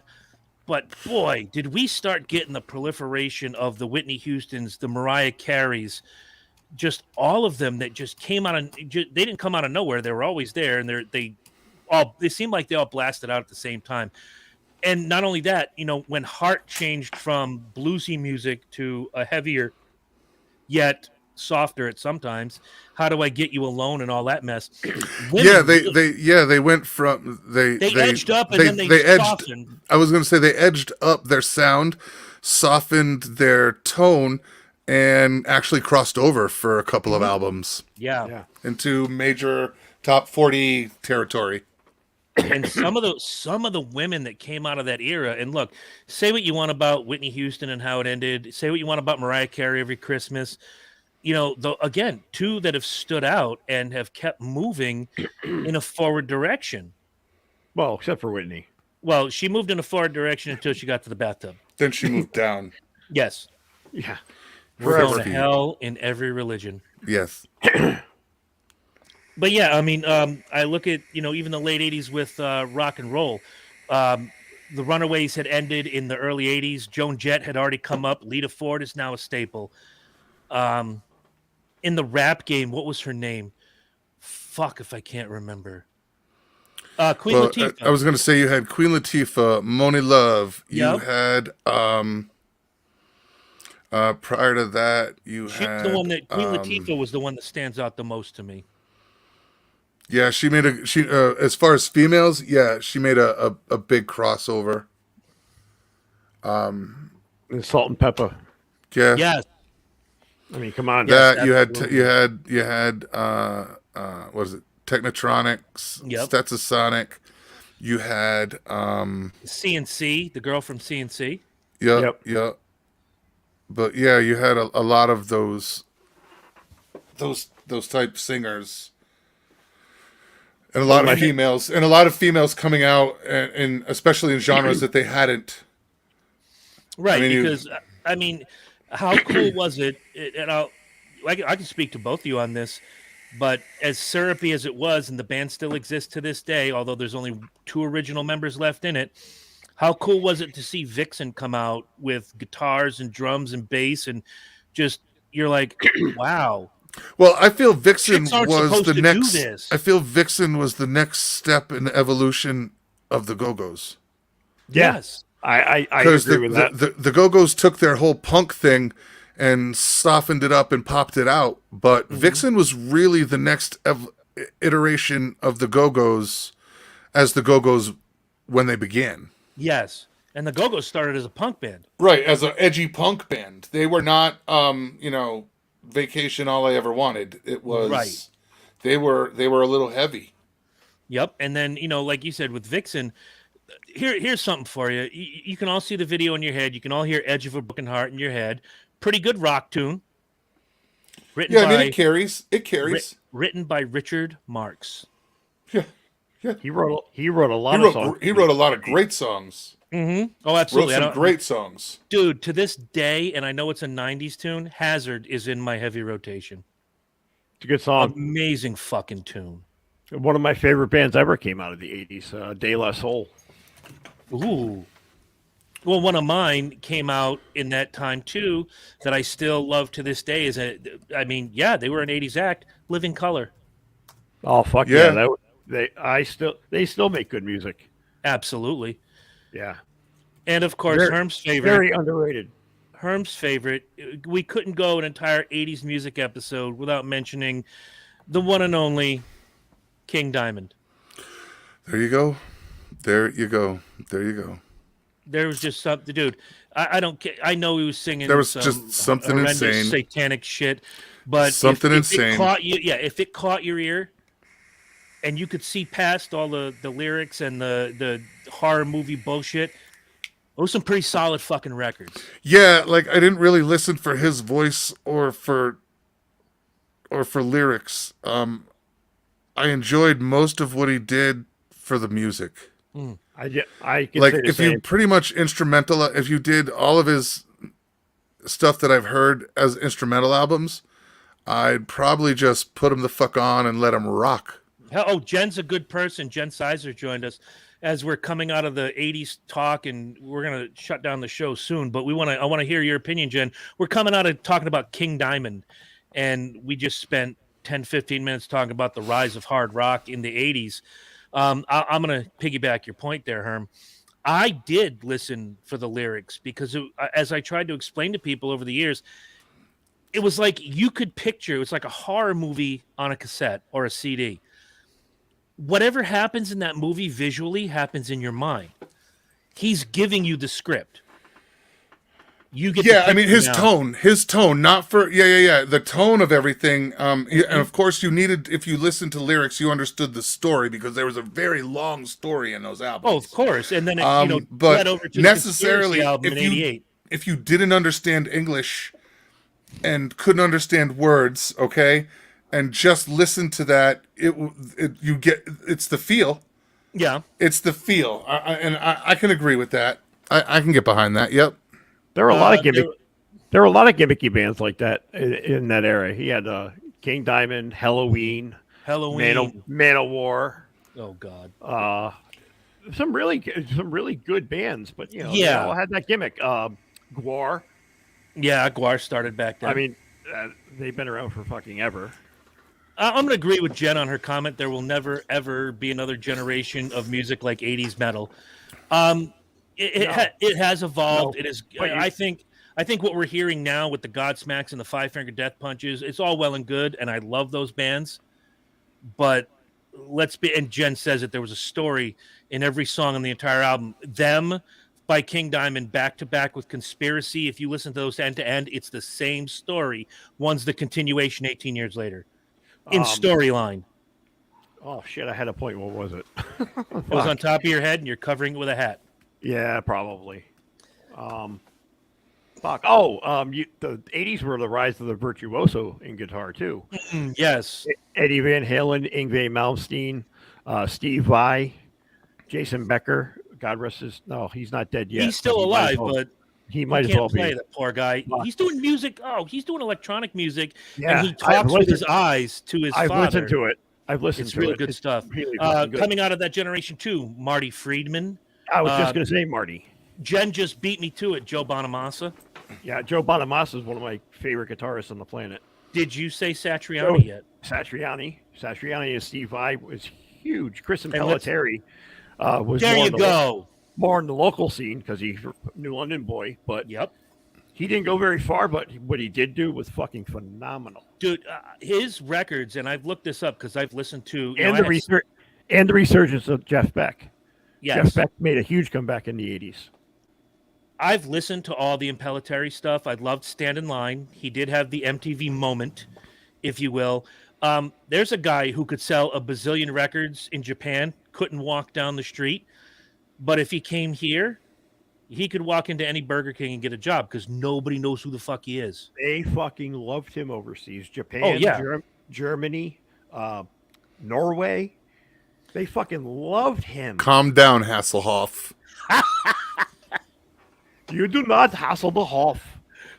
But, you know, and one guy you failed to mention, but Scheißen. I think is underrated, but he is a virtuoso. If you've ever seen him live, dude can work a fretboard like nobody's business. But what he did serve Mark the St. John. song- No. No.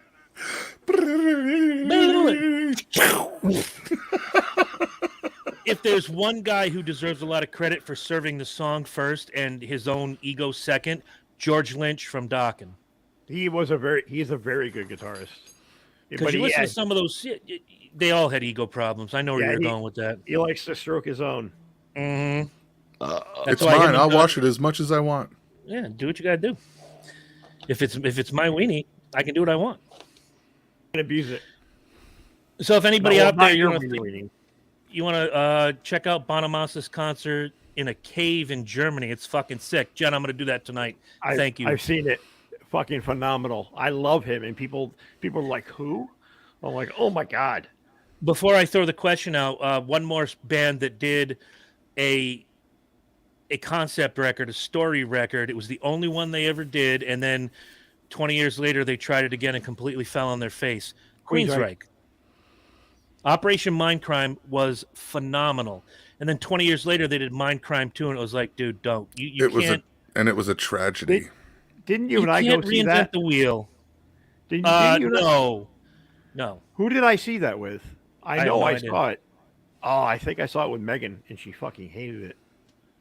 I can never remember their names. I think they began in the 70s, but carried into the 80s. Twin brothers, and they're albinos. Are you talking about Nelson? Oh no, the Winters brothers. The who? The Winters brothers. Edgar Oh, Winters. Edgar Winter, and yeah. Yeah. Edgar. Oh yeah, well that's just the Edgar Winter group. That's Yeah. it. Well, him and his brother, they did their thing for a while. Yeah. If there's one band, Heard? Are you talking about Nelson? No. I had to. Two albinos. I was Come on doing now. I'm like, what the fuck? I'm like, what is that bitch I talking can't get about enough of extreme? him. You're Is that loving bitch it. talking about extreme? We weren't albinos. I know. I'm just like extreme. Is it Nelson? Another What good the fuck? guitarist. You know. Nuno Betancourt is doing an album with some R&B girl. Yes. Yes. I fucking love you, Looking forward to Bernays. I fucking love you too, Leprote. If you could take one band, doesn't matter what genre, take one artist and erase them from 80s history, starting with Oh. Lynch. Oh, put me Who on would the it be? spot. Oh man, I really can't. That's a hard question, man. We'll come back to you. Herm, any artist, any band you could erase from 80s history, they never existed. We all blink our eyes and they're out of our wheelhouse forever. Radio Free 5 Minutes. Wow. He's going with Rush. Then I'd never have to hear that ever. That's true, but then we'd lose the joy of Radio Free 5 Minutes. We could just turn the radio off because we decided to, not I'm because we were gonna forced make to. it simple. One band, you two. Get out. Midnight Oil. I Done. liked Midnight Oil. I like you Out too. round the river runs. I like you too until a certain point. And that Yeah, the Joshua that Tree. dance. Yep. Well, Everything after that The is fuck. I can't remember his name. I know his Looking first like name the is guy, Pete. looking like the guy that used to play the crazy guy in all the movies, and he was in fucking what was it? Weird Science. Science. Please don't tell anybody about my teaching job. That's who sings for Midnight fucking Oil. That guy, the guy from The Hills Have Eyes. Fuck The only, that. the only question I ever had was, how hot is 45 degrees really? That's Yeah. right. Celsius, Kelvin. What are we doing? I'm going to I- disagree with Jen You on this can one. She shut said- your whore fucking mouth on the police could go Whoa! away, Be and nice I wouldn't to be her. sad. With all due respect, Wow. no. Okay, see, That's fighting words. That's the police, the real police. Wow. Yeah, because I don't need no cops. But you know, Stuart Copeland. No, Andy Sumner. No. Touched it. You rubbed it. You stepped on it. You kicked it a little. You ground some shit fucking glass on it. Come on now. you know what you Right. did to his nerve? You filled it full of Dr. Pepper Peeps. That's right. Dr. Pepper and Vienna sausage juice. My band that could go away forever is Culture Club. You could get rid of Sting. Sting as a selfie act. I will take you getting rid of Sting on his own any day of the week. I'm throwing a flag on that. He's allowed to make one song outside of the police, and that's All right, Fortress but Around fuck Your his Heart. fields of That's it. barley. Okay. Yeah, fuck the All fields right. of barley. Fuck the fields of barley. I liked the whole group better as the police than just Sting as himself. Got to be I honest. hate that fields of barley bullshit. One And we of my walk in fields of gold. Yeah. favorite solo artists came from Genesis, and that's Peter Gabriel. He was huge in the 80s. Yeah, Oh, Mike Rutherford? Of course he was. He was awesome. Mike and the and mechanics. Don't That's forget right. the mechanics. That's right. Genesis. I love Genesis. All right, we're expanding. I'm expanding because there's a couple now that I'm thinking of that I'd like to take out, and I have a feeling that the next time I see Jen, I'll get a big hug and a slap. He in the might, mouth. but then again, I'm looking at Jen. Sting takes it up the ass. That's perfectly okay. He's not Michael Jackson, so it's all right. He's an Who's- adult. Yeah, we're gonna go that route, huh? All right, I'm pulling a fast one. The band had 3 good songs, an 8-record collection before they all split up and everybody started ODing. I could do without Rat. Yeah. Absolutely, I could Everything do but without- Everything went round and round. you can get rid of everything but the first album. All right. All right, because look, they that came was- out. that Look, was- let's be oh, honest. it was It was Wanted hard. Man. All right, Yeah. and look, and when we tell me if I'm wrong. When any of you tell me if I'm wrong. We saw Rat, and we saw for the first time we saw the most disgusting, the grimiest, shittiest, low life band that LA had ever fucking produced, and we were amazed at what we saw. Yeah. They were just the grimiest fucking people on the planet. They were the guys that couldn't get into the club that made a band to get into the club. Yes. Right. Yes, Exactly. they couldn't get in, so they formed a band. All And right, that's how different- grimy they were. That different first direction. album, You play drums, right? Different I direction. can play a bass a little bit.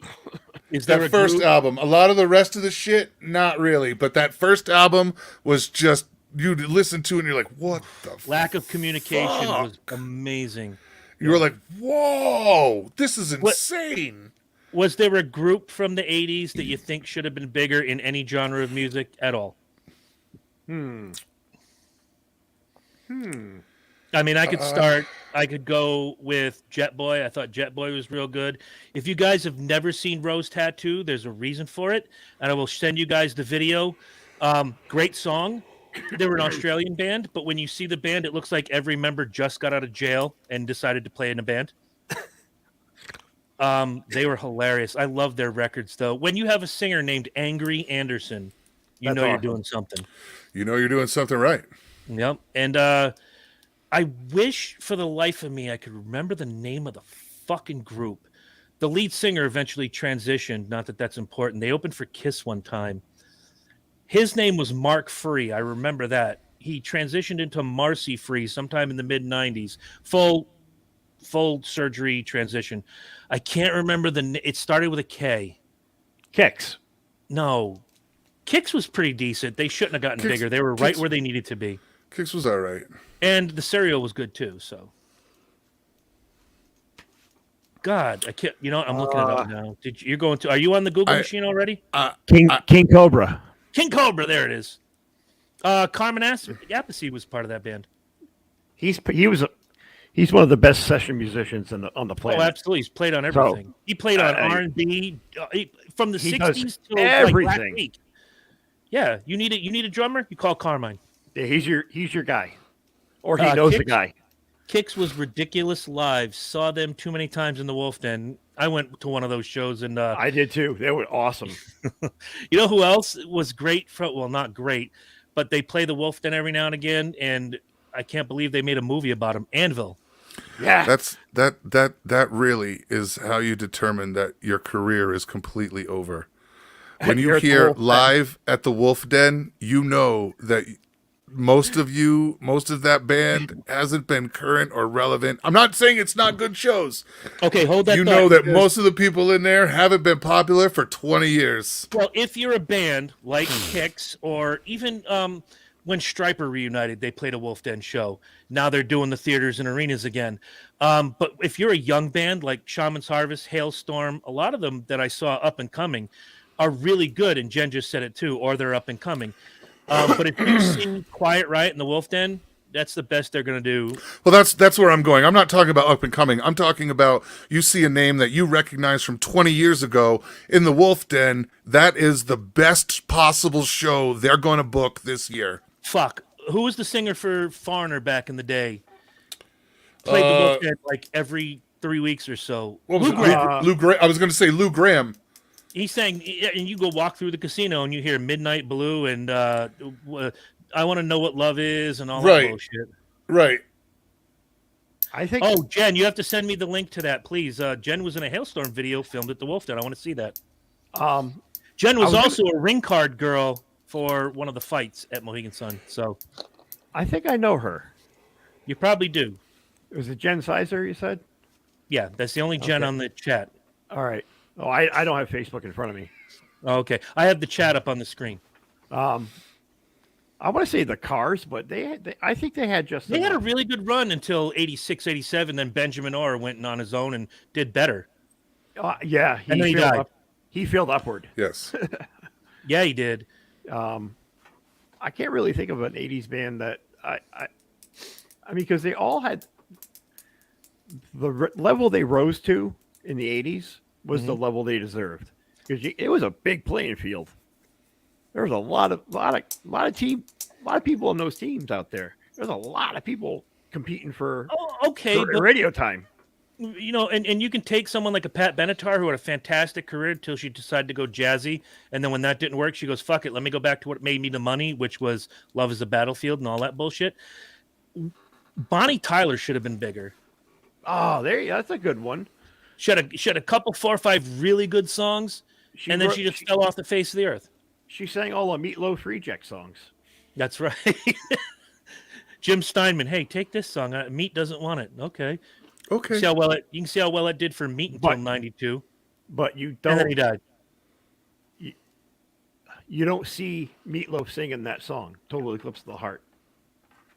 You I could could never. see him in. What was her name? Carla Whatnot. I get Carla Whatnot. I made that last name up, but Carla, what's her nut? I can From see what? him singing the song with the girl he sang, Yeah. Dashboard Light, Dashboard. or yeah. But that will forever and always be. And I hear that song in my head. It's Bonnie Tyler. Jen says Belinda Carlisle should have been bigger. Yeah, well, she kind of fucked her own career up. No, actually, Fuck her she own career suffered the same. She suffered the same problem that everybody did, from Gloria Estefan to Patti Smythe. Everybody That's started tough. out as the Go-Go's. It started out as Scandal. It started out as Miami Sound Machine. And then everybody became enraptured with the lead singer. And so now the band's changed to, no. But, Okay, but I see like what you're saying. Thank you, Jen. I do too now, but I'm still gonna finish saying what I'm saying. Then it became Patti Smythe and Scandal. It became Gloria Estefan and the Miami Damn. Sound Machine. It became Belinda Carlisle and the Golos. And there's an automatic downfall that pretty much happens anytime you separate that after the fact. Now, if you Right. jumped up, it was Jimmy and the Boys from the beginning, there's your band. But when it was the Boys, and then a couple years into we're selling shit, now we're going to rename the band Jimmy and the Boys, everybody's going to have a fucking problem. And it's Yep. that and there's your rift. And You know- Eddie Van Halen said it best. Those people suffered from LSD, lead singer disease. Right, Well, right. I mean, you got a band with Eddie's name on it, and Eddie wasn't the front man at fucking all. No, Lynch, go. Well, that's why Billy Joel never gave himself a band name. Not after Attila, no. No, after that, it was just Billy Joel. He surrounded himself with the same musicians. What's his Liberty name on DeVito drums? wants Billy's head in a bowling bag. Right, but I mean, he fired his entire original band and rehired other people just because they're still friends. He's just like, I need new blood. I need something new. No, what he needed was to go soft like he did, like all these others. That even Herm talking about all these people with lead singer disease, and then they all went soft. Billy Joel comes from It's Still Rock and Roll to Me and Tell Her About It and all of these cool poppy rock songs, and then you buy the next record and it was We Didn't Start the Fire and it's good stuff, and then you buy the next record and well, I'm on the Downeaster, Alexa. Shut the fuck up. Nobody cares about the River of Dreams because Herm and I made new lyrics to that song a long time ago. I made new lyrics. Sometime I'll have to send them to you. They're written down at the house to it's the Belinda Carlisle song, Heaven is a Place on Earth. And the first line of it is, Wednesday nights I get to stay up late, watch Grey's Anatomy while I masturbate. That's my Wednesday night. How'd you know? There it is. The fuck? What the fuck? Gentlemen, we're at an hour and 45, just so we know. You know what that means? I don't know what that means. I don't know. Fuck you, Bernays. Downeaster Alexis is one of my Yeah, favorites. oh, I mean, I didn't say it wasn't a great song. I do now, 30 No, years but you know what? later. He did that all the time. Like, he mixed some of that softy, sappy shit in with his shit. It just, I seem to think it has depended on who was finding it popular. You had Scenes from an Italian Restaurant. You had Bottle of Red. Ooh, that was soft. She's always a woman to me. He's always been soft. It's just He it's went just all the way I think on it's I think it's what the selection He and doubled what down. the people that are right. I mean, like he knew who was buying his records, so he made records for the people that was buying them. Same people that were buying Sting records. Right. You know, we were Fields of Barley and Gold and whatnot. Yeah. when we were talking about Huey Lewis, that scene in American Psycho always plays in my head. This is for perhaps their greatest offering. And then he I love smacks the that. dude with an Yo, axe. for real. Hey, Paul! Whack! Fucking love that movie. Jesus. Love that fucking movie. First Look, time I ever saw Christian Bale. We're 30 years after the fact, and I still I watched. I had a day off. I watched all 3 Hangovers back to back. And I'm sorry. don't give me the drums yet. I'm gonna finish my point. No, they can't. They just roll. They're not loud. And when Downeaster Alexa played as they're going into Bangkok, I'm singing along with that motherfucker. And I'm singing every lyric. And I'm like, yeah, this is such a cool song. Wait a minute. I hated this song all those years ago. Uh-huh. And walking through the apartment to River of Dreams and watching Herm laugh his face off. In the middle of the night, I was whacking my pee-pee. Yup. Oh, yeah, there you go. You know you have yourself a hit when Mike and I can change the lyrics of the song and remember them all these years later. It's a That's beautiful it. 30 plus years later. 30 plus years. It's a wonderful thing. Now we can play the drums. Next week, kids, questions from the hat. Might bring in a guest, might not. Don't know yet. Yup, But yup. if you don't know questions from the hat, go back in the archives, find questions from the hat, leave a review, like and subscribe, share it with your friends. If you have show ideas, don't send them to me. Don't send them. Get that out of the screen, Vienna Wieners. You send them to junctiondysfunctionshow@gmail.com. Herm is on that, like white on rice. Yep. And- I am. We're going to take care of business. So I say goodnight, and they'll say goodnight. Good night. Good night, ladies and gentlemen. Thank you, Cleveland. Good night. Dude, we're in we're in Seattle. Oh, man. Good night, Seattle.